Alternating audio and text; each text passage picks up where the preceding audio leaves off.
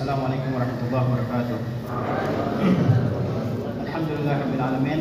Wassalatu wassalamu ala asyrafil anbiya'i wal mursalin nabiyina Muhammadin wa ala alihi wa sahbihi wa man tabi'ahum bi ihsan ila yaumiddin. Asyhadu an la ilaha illallah wahdahu la syarika lah wa asyhadu anna Muhammadan abduhu wa rasuluh sallallahu alaihi wasallam la nabiyya ba'da.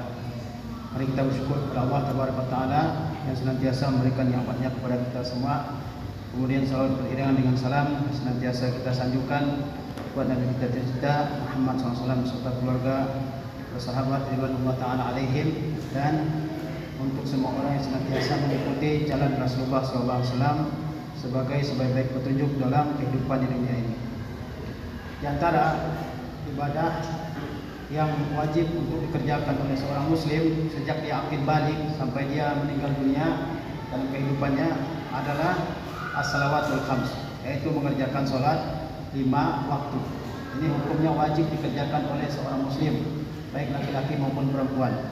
Ya, sejak dia balik sampai dia meninggal dunia, baik ketika dia sehat, baik ketika dia sakit, baik ketika dia susah, senang, gembira, sedih, ketika dia menetap di kampungnya ataupun ketika dia dalam perjalanan, dimanapun dia berada, bahkan dalam perperangan sekalipun, sholat 5 waktu tidak boleh sama sekali ditinggalkan. Ia merupakan rukun arkan Islam, salah satu rukun dari rukun-rukun Islam yang 5. Sebagaimana kita mengetahui hadis, bunyal Islamu ala khams. Islam itu dibangun di atas 5 rukun. Apa diantaranya? Diantaranya adalah iqamatis shalah, yaitu menegakkan sholat 5 waktu. Dalam hadis yang lain Rasulullah SAW ditanya oleh Jibril, mal Islam, apa itu Islam? Maka Rasulullah SAW menjawab bahwa Islam itu diantaranya adalah antiqimas shalah, bahwa kamu menegakkan sholat. Demikian pula ketika seorang Arabi, Arab Badui datang kepada Rasulullah SAW menanyakan apa yang Allah wajibkan kepadanya dari sholat, maka Rasulullah SAW mengatakan bahwa yang Allah wajibkan kepada seorang muslim dari ibadah sholat adalah mengerjakan sholat 5 waktu. Kemudian Arabi itu bertanya, hal alayya ghairuhu, apakah ada kewajiban sholat yang lain? Maka Rasulullah SAW mengatakan, la illa an tatawwa, tidak ada kewajiban sholat yang lain kecuali kamu mau mengerjakan sholat sunnah, ya, menambah sholat wajib dengan sholat sunnah. Tidak ada perbedaan di antara para ulama bahwasanya sholat 5 waktu itu adalah, ya, salah satu kewajiban, bahkan merupakan kewajiban yang paling besar setelah syahadatain. Sehingga tidak ada ibadah yang kalau ditinggalkan ulama memperselisihkan keislaman seseorang kecuali ibadah sholat. Kalau orang tidak sholat sepanjang hidupnya, maka ulama memperselisihkan apakah dia orang kafir, ya, ataupun dia orang muslim yang melakukan dosa besar. Rasulullah SAW bersabda, al-ahdu allazi bainana wa bainahum as-shalah, bahwa perjanjian, ya, antara kita dengan mereka, maksudnya pembeda antara seorang muslim dengan yang bukan muslim adalah apa? Tarkus shalah, yaitu meninggalkan sholat. Diperselisihkan keislamannya oleh para ulama. Ini menunjukkan bahwasanya sholat 5 waktu itu laha makanatun azimatun fil Islam, dia mempunyai kedudukan yang besar dalam Islam. Oleh sebab itu tidak boleh sama sekali seorang muslim menyia-nyiakan sholat ini.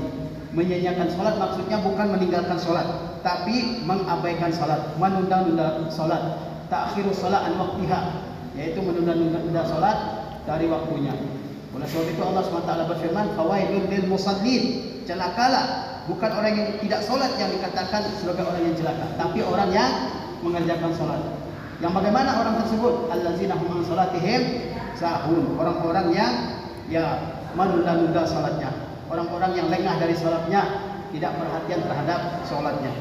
Apalagi kita yang merupakan santri ini, penuntut ilmu agama, mestinya kita lah yang paling semangat untuk, ya, menjaga pelaksanaan sholat ini. Allah berfirman, hafizu ala salawati was salatil wusta wa qumu lillahi qanitin, jagalah oleh kalian semua sholat, dari sholat-sholat 5 waktu itu, was salatil wusta, dan salat pertengahan yaitu salat asar, wa qumu lillahi qanitin, dan berilah kalian dalam mengerjakan salat dengan penuh tunduk dan patuh kepada Allah Subhanahu wa taala.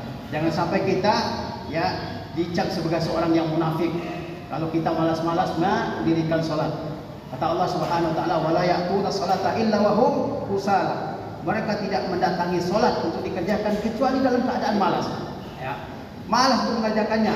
Maka ada yang sembunyi, ya, di kelasnya, ya, sembunyi. Dari siapa dia bersembunyi? Dari Allah Subhanahu wa taala. Bukankah Allah Maha melihat, Maha mendengar? Allahu yasma' wa yubsir. Allah Maha mendengar, Allah Maha melihat. Dari siapa dia bersembunyi? Ya, ini menunjukkan lemahnya muraqabatullah, rasa diawasi oleh Allah Subhanahu wa taala dalam diri seseorang. Dia sembunyi dari ustadznya, dari ustazahnya, ya, supaya enggak ikut mengerjakan sholat. Padahal Allah Maha melihat, Allah Maha mendengar, Allah Maha mengetahui sekecil apapun perbuatan seorang hamba. Allah Maha mengetahui. Ya. Sehingga tidak pantas seorang muslim, apalagi santri, yang menunda-nunda pelaksanaan sholat. Dia harus serius dalam mengerjakan sholat. Tadi sudah saya terangkan sedikit dari ahamiyatus sholatil khams, as-salawatil khams, yaitu apa kedudukan sholat yang 5 waktu dalam Islam ini.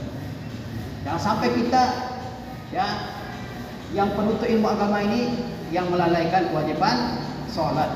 Dalam Al-Quran Allah mengatakan, فَخَلَقَ مِنْ بَعْدِهِمْ خَلْفٌ أَضَاعُوا الصَّلَاةَ وَاتَّبَعُوا الشَّهَوَاتِ فَسَوْفَ يَلْقَوْنَ غَيًّا. Maka akan datang setelah mereka orang-orang saleh pengganti-pengganti yang buruk, generasi-generasi penerus yang buruk. Jangan sampai kita menjadi generasi penerus yang buruk ini. Apa ciri-ciri generasi penerus yang buruk itu? Kata Allah Subhanahu wa taala, ya, mereka menyanyiakan sholat. Ini ciri generasi buruk ini. Kalau sholat 5 waktu sudah dilalaikan, ya, itu ciri generasi yang buruk. Wattaba'us syahawat, dan mereka mengikuti syahwatnya, yaitu keinginan-keinginan dirinya yang bersifat material. Ya, dia lebih mementingkan tidurnya daripada sholatnya. Dia lebih mementingkan gamenya daripada sholatnya. Dia lebih mementingkan olahraganya daripada sholatnya. Ini adalah ciri-ciri generasi yang buruk.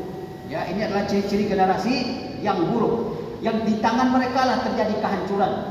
Ya, kalau mereka sudah meninggalkan sholat 5 waktu dan mengikuti syahwat mereka, apapun yang diinginkan oleh diri mereka, mereka ikuti semuanya. Bahkan sampai hutang, sampai minjam ke orang. Ini adalah ciri-ciri generasi yang buruk.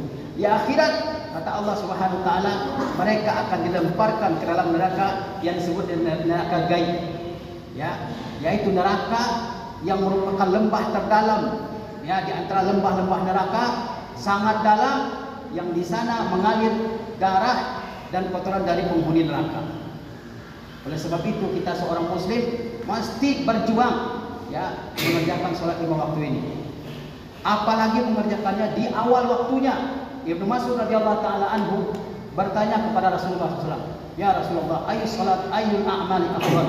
Ya, wahai Rasulullah, amal apakah yang paling utama? Kata Rasulullah SAW, as-salatu ala waqtiha, yaitu salat di waktunya. Ya, sebagian ulama menafsirkan bahwa makna as-salatu ala waqtiha adalah as-salatu fi awwali waqtiha, yaitu salat di awal waktunya. Kemudian Ibnu Mas'ud bertanya lagi, kemudian setelah salat di awal waktu, apalagi amal yang paling utama di sisi Allah wahai Rasulullah? Rasulullah sallallahu alaihi wasallam mengatakan birrul walidain, berbakti kepada kedua orang tua. Orang yang mengerjakan dan menjaga salat 5 waktu, maka pasti Allah mudahkan untuk melakukan kebaikan yang lain. Yaitu apa? Birrul walidain, berbakti kepada kedua orang tua. Karena al-hasanat, kebaikan-kebaikan itu tunadi ba'daha ba'dha. Sebagian dari kebaikan itu akan memanggil kebaikan-kebaikan yang lain.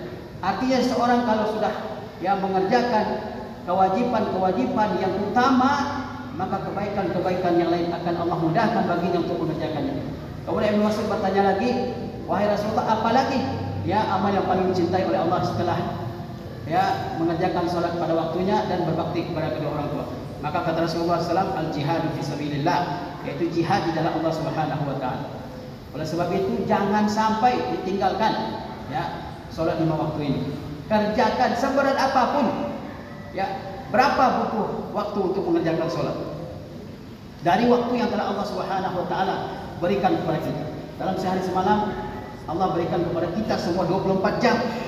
Seandainya setiap sholat itu hanya menghabiskan waktu 10 menit, maka dalam sehari kita sholat tidak sampai 1 jam. Ya, tidak sampai 1 jam, 50 menit saja dari 24 jam. Masa nggak ada waktu? Masa malas-malasan?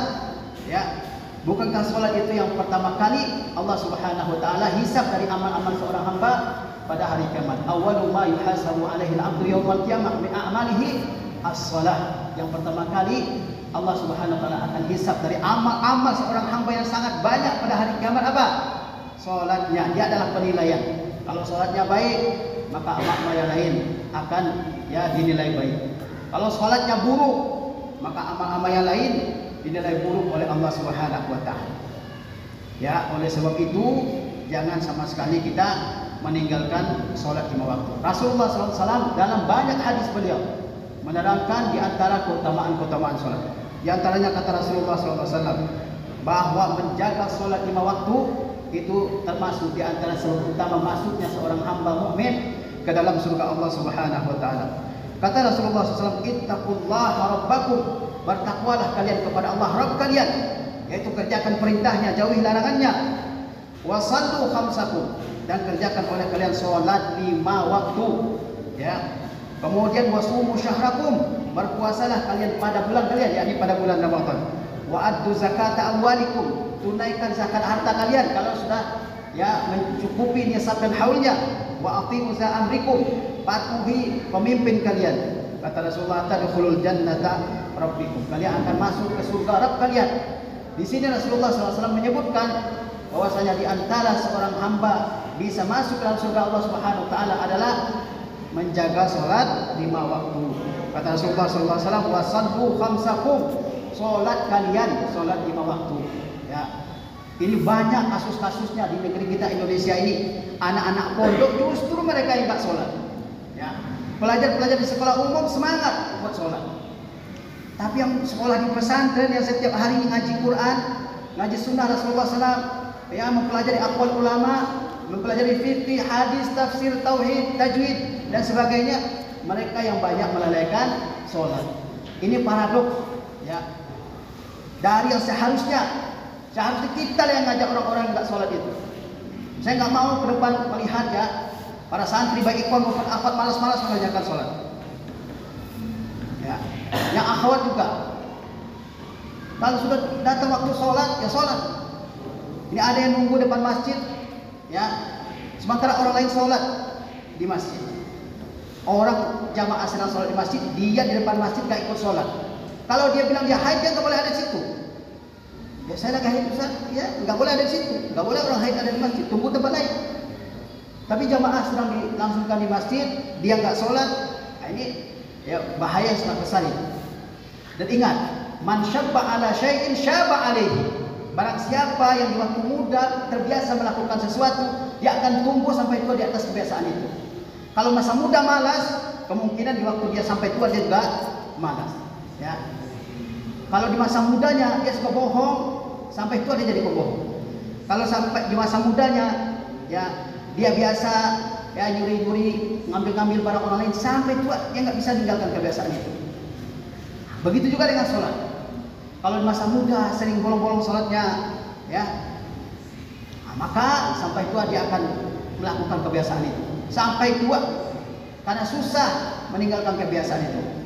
Bukankah yang paling susah ditinggalkan adalah kebiasaan baik ataupun kebiasaan yang buruk?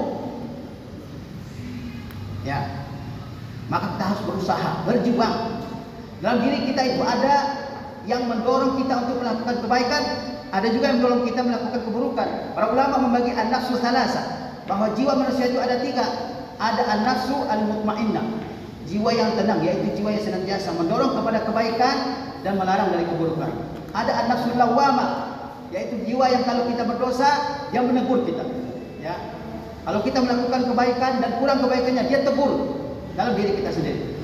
Kemudian ada an-nafsu al-ammarah bisu, jiwa yang senantiasa menyuruh kepada keburukan. Jangan sampai kita ikuti ini. An-nafsul ammaratu bisu, jiwa yang mendorong kita melakukan keburukan. Innan nafsal ammaratu bisu, sesungguhnya jiwa itu ada yang memerintahkan kepada keburukan. Jangan diikuti. Kemudian yang menghalangi seorang untuk melakukan kebaikan, terutama salat 5 waktu, adalah syaitan. Ya. Setan dari kalangan jin dan dari kalangan manusia. Setan ada 2. Setan dari kalangan jin dan setan dari kalangan manusia. Jangan sampai seseorang ngikutin setannya. Ya, karena setan itu akan senantiasa memburu seseorang untuk menyesatkannya dari kebaikan. Dalam hadis yang lain Rasulullah SAW bersabda bahwa sholat 5 waktu itulah khairul a'mal, adalah amal yang paling baik. Tidak ada lagi yang lebih baik dari itu setelah syahadatain. Kata beliau SAW, istaqimu wa lan tuhsu, berlaku istiqamahlah kalian walan tuhsu, dan kalian nggak mungkin istiqamah 100% secara sempurna, nggak mungkin. Ya, wa'lamu anna khaira a'malikum shalah. Ketahui oleh kalian bahwa sebaik-baik amal kalian adalah mengerjakan salat. Wala yuhafiz 'alal wudu' illa mu'min. Wala yuhafiz 'alal wudu' illa mu'min. Dan tidak ada yang bisa menjaga wudunya kecuali seseorang yang benar-benar beriman. Kemudian dalam hadis yang lain Rasulullah sallallahu alaihi wasallam bersabda, kata beliau, ya, bahwa salat 5 waktu itu akan menutupi dosa-dosa besar atau dosa-dosa kecil yang dilakukan oleh seorang hamba antara satu salat dengan salat yang lain. Beliau bersabda, "Ma min muslim," tidak ada seorang pun muslim yang tatahharu, yang berwudu, wa yutimmu tahur, ya, fa yutimmu tuhur, lalu dia sempurnakan wudunya. Ya, allazi kataballahu alaihi, yang Allah SWT telah wajibkan atasnya, wa yusalli hadhihi salawatil khamsah, lalu dia mengerjakan salat yang 5 waktu ini, illa kanat kaffaratul lima bainaha, kecuali salat 5 waktu tersebut akan menjadi penebus dosa-dosa kecil yang dikerjakan oleh seorang hamba di antara satu salat dengan salat yang lain. Nah, kita sebagai seorang manusia pasti yang melakukan ya dosa-dosa. Nah, apakah itu dosa kecil ataupun dosa besar? Dosa-dosa kecil di antara penebusnya adalah mengerjakan sholat 5 waktu. Kalau kita mengerjakan sholat 5 waktu, maka dosa-dosa kecil yang terjadi antara satu sholat dengan sholat yang lain, misalnya antara sholat subuh dengan sholat zuhur, terjadi dosa-dosa kecil yang kita lakukan, maka sholat bisa menebusnya. Ya. Kemudian di antara keutamaan sholat juga, dia menjadikan seorang hamba berada dalam penjagaan Allah Subhanahu wa taala. Kita butuh penjagaan dalam kehidupan. Kita butuh ya perlindungan dalam kehidupan kita ini. Ya, siapa yang maha melindungi? Allah Subhanahu wa taala. Bagaimana caranya agar kita benar-benar dilindungi oleh Allah Subhanahu wa taala? Yaitu dengan menjaga pelaksanaan salat 5 waktu. Ya, terutama salat subuh. Kata Rasulullah sallallahu alaihi wasallam, "Man shalat subha fa huwa fi zimmatillah." Barang siapa yang mengerjakan salat subuh, maka dia berada dalam perlindungan Allah Subhanahu wa taala. Bagaimanapun kalian ya, bangun untuk mengerjakan salat, ya, terutama sholat subuh, jangan sampai dilalaikan. Ya, karena kalau dilalaikan, ya terbiasa meninggalkan sholat sampai ya tua, tidak akan ya terbiasa untuk mengerjakannya. Begitu juga dengan sholat asar. Ya, jangan sampai ditinggalkan sama sekali. Ini ada yang pulang asar, ya di sekolah nggak sholat, di rumah pun nggak sholat. Alasannya saya mau sholat di rumah. Nah, ternyata di rumah pun dia langsung pergi main, tidak mengerjakan sholat, atau dia langsung tidur, atau dia langsung melakukan aktivitas yang lain. Padahal kata Rasulullah Sallallahu Alaihi Wasallam, ya, kata beliau, "Man hafaza 'alaiha, kanat lahu nuran wa burhanan wa najatan yaumal qiyamah, minan nar yaumal qiyamah." Barang siapa yang menjaga sholat ini, maka pada hari kiamat sholat tersebut akan menjadi cahaya di hari kiamat, lalu dengan kegelapan. Apa yang menerangi? Sholat 5 waktu. Dia merupakan nur cahaya, wa burhanan, dan merupakan bukti bahwa dia merupakan seorang hamba yang taat dan patuh kepada Allah Subhanahu wa taala. Wa najatan minan nar, dan keselamatan dari neraka. Ya, yaumul qiyamah, pada hari kiamat. Wa man lam yuhafiz 'alaiha lam takun lahu nuran wala najatan wala burhanan. Dan orang yang tidak menjaga salat ini, dia tidak akan mendapatkan cahaya, tidak mendapatkan hujjah di hadapan Allah Subhanahu wa taala yang akan membelanya, dan tidak ada yang akan menyelamatkannya. Ya. Dan satu lagi kata Rasulullah, wa kana yaumal qiyamah ma'a Qarun wa Fir'aun wa Haman wa Ubay bin Khalaf. Dan pada hari kiamat orang yang tidak menjaga salat 5 waktu ini ngumpulnya sama siapa? Ngumpulnya kata Rasulullah dengan Qarun, ya, dengan Fir'aun, dengan Haman dan Ubay bin Khalaf. Ibnu Qayyim rahimahullah menjelaskan kenapa orang yang tidak mengerjakan salat dikumpulkan dengan orang-orang ini. Orang-orang yang merupakan at-tawaghit, ya, tagut-tagut di dunia ini. Harun, ya, Haman, Fir'aun, ya, Qarun dan Ubay bin Khalaf. Kenapa orang yang tidak mengerjakan salat dikumpulkan dengan orang-orang itu? Qarun, dia disibukkan dari beribadah kepada Allah, dari salat 5 waktu, karena dia seorang pejabat tinggi negara. Ya, ada yang mengatakan dia itu menteri pembangunannya Mesir. Intinya dia punya kedudukan yang tinggi. Kedudukannya itu menghalangi dia untuk beriman kepada Nabi Musa alaihissalam sepanjang hidupnya. Ya, kemudian ya dia juga orang kaya raya. Dia sibuk dengan ya kekayaannya, tidak beribadah kepada Allah Subhanahu wa taala. maka dia pun pada hari kiamat akan masuk ke neraka. Dan orang yang tidak sholat dengan alasan yang sama, dengan kekayaannya dia tidak sholat, maka akan ngumpul sama Qarun. Firaun, dia tidak mau beribadah kepada Allah Subhanahu wa taala karena dia adalah raja, bahkan dia ngaku Tuhan. Ya, enggak pantas menurut dia sholat kepada Allah Subhanahu wa taala. Kekuasaannya begitu luas. Ya, dia punya kekuasaan. Dia tidak mau beriman kepada Nabi Musa alaihissalam. Ya, tentu kita tahu bahwa di antara syariat Nabi Musa adalah mengerjakan sholat lima waktu. Maka Firaun ini akan Allah kumpulkan di neraka bersama pengikut-pengikutnya, termasuk orang yang tidak menjaga sholat lima waktu. Haman dan juga Haman, yaitu menteri pembangunan Mesir, yang terpandang di dalam bangsa Mesir kuno zaman dulu. Dia tidak beriman kepada Musa karena dia adalah orang pejabat yang tinggi, punya pangkat yang besar. Gak mau dia beriman kepada Nabi Musa alaihissalam. Di neraka orang yang tidak sholat karena pangkatnya, karena kedudukannya, maka dia akan dikumpulkan dengan Haman. Ubay bin Khalaf. Ubay bin Khalaf adalah seorang bisnismennya bangsa Quraisy. Dia punya kekayaan yang banyak, dia punya perdagangan yang sangat besar. Dia nggak mau beriman kepada Nabi Muhammad SAW. Di neraka, dia akan berkumpul dengan sesamanya, orang-orang yang disibukkan oleh perdagangannya dari mengerjakan sholat lima waktu. Mau nggak kita ngumpul sama orang-orang ini? Di dunia aja teman kita ada sifatnya yang kurang kita sukai, kita nggak mau ngumpul sama dia. Apalagi ngumpul di neraka yang begitu panas dengan orang-orang yang telah kita sebutkan tadi. Siapa dia? Siapa? Qarun, Firaun, Haman, dan Ubay bin Khalaf. Wal'iyazubillah. Oleh sebab itu, mesti kita berjihad untuk menjaga pelaksanaan sholat lima waktu ini. Jangan sampai ada sebuah data mengatakan rata-rata orang Indonesia itu 70%-nya nggak sholat. Coba orang Muslim dari lahir Muslim, dia tidak sholat. 70% dari penduduk Muslim di Indonesia ini, apakah data itu valid atau tidak bisa kita perdebatkan.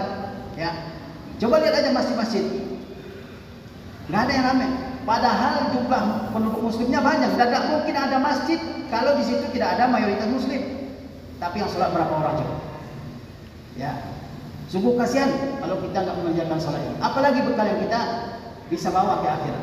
Zakat mungkin kita nggak bisa, haji mungkin tentara kita nggak bisa, sedekah mungkin kita nggak sanggup, nggak punya uang. Tapi sholat lima waktu, kita bisa masuk dalam surga Allah dengan melaksanakannya. Ini adalah nasihat dari saya untuk kita semua. Semoga Allah Subhanahu wa taala menjadikan kita termasuk di antara orang-orang yang senantiasa mengerjakan salat. Nabi Ibrahim alaihissalam, dia berdoa kepada Allah, Rabbi ij'alni muqimas salat wa min dzurriyyati. Ya Allah, jadikan saya sebagai orang yang senantiasa menjaga salat lima waktu. Begitu pula dengan keturunanku. Kalau antum ada rasa malas untuk mengerjakan salat, baca doa yang diucapkan oleh Nabi Ibrahim ini. Rabbi ij'alni muqimas salat. Ya Allah, jadikan aku sebagai orang yang senantiasa menjaga salat, wa min dzurriyyati, dan juga keturunanku.